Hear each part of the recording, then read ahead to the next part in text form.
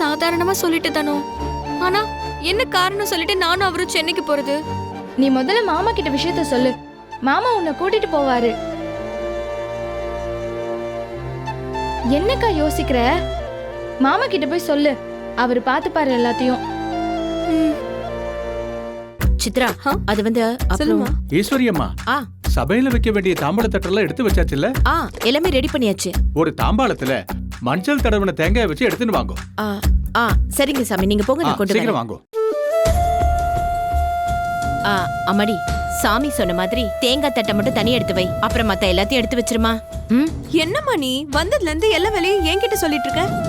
இப்படி ஒவ்வொரு வேலையும் நீ சொல்லி சொல்லி செஞ்சுட்டு இருந்தா என் சாரிய கசங்கிடுமா. அதுவும் இல்லாம மண்டபத்துல ஏசியே இல்லாம வேர்த்து கொட்டுதுமா. ஸ்வெட் ஆகுறதுனால என் மேக்கப்ல கலைஞ்சிருதுமா. நான் எந்த வேலையும் பண்ண போறதுமா. தயவு செஞ்சு என்கிட்ட வேலையே சொல்லாதம்மா. வேற யாரையாவது வச்சு பாத்துக்கோமா. சித்ரா, ஏய் இங்க பாரு. ஏய் சித்ரா, வந்திருக்கிற சொந்த பந்தத்தை நல்லா கவனிச்சு அனுப்பு. யாருக்கும் எந்த குறையும் வச்சிடக்கூடாது. என்ன? சரிங்க. அக்கா பூர்ணி எங்க? குழந்தைங்கள அங்கேயும் இங்கேயும் ஓடிட்டு இருந்தாங்க. அவ கூட இருந்து பாத்துக்கிறேன்னு சொன்னா. ஏன், என்னாச்சு? எதுவும் உனக்கு இப்ப ஏதாவது எடுத்துட்டு வரணுமா? இல்லக்கா, நான் பாத்துக்கிறேன். சரி சரி. யோ, தலைவர் வர்றதுக்குள்ள எல்லாரும் இங்க வந்து சேருங்கய்யா. ஈஸ்வரி இரு. தலைவர் அமைச்சர்லாம் வரும்போது சால்வை போடணும்னு ஒரு பையில எல்லாத்தையும் எடுத்து வச்சிருந்தியா, அதை கொண்டு வந்தியா இல்லையா? நானே ஒத்தாசைக்கு ஆள் இல்லாம தவிச்சிட்டு இருக்கேன். நீங்க வேற எல்லாத்தையும் ஏன் தலைமையில போடுறீங்க? சரி விடு, நானே பாத்துக்கிறேன். எல்லா வேலையும் நானே பார்த்தா பைத்தியமே பிடிச்சிரும் போல இருக்கேன். இன்னைக்குன்னு பார்த்தா அந்த மலருக்கு என்ன கேடுகாலம் வந்துச்சுன்னு தெரியல. அவ வந்திருந்தா நமக்கு இந்த டென்ஷனே இருந்திருக்காது. முதல்ல அவளை ஃபோன் பண்ணி வர சொல்லுவோம்.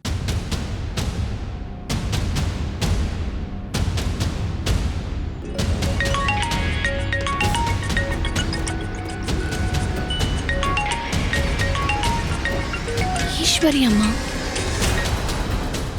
அம்மா. ஏய் மலரு, எங்க இருக்க? நான் வீட்டுல தாமா இருக்கேன். ஏன் மலரு, உனக்கு கொஞ்சமாவது பொறுப்பு இருக்கா? என்னம்மா, நான் என்ன பண்ண? நீ ஒண்ணுமே பண்ணல, அதான் இப்ப பிரச்சனை. அம்மா, சும்மா எல்லாத்துக்கும் அம்மா அம்மாங்காத.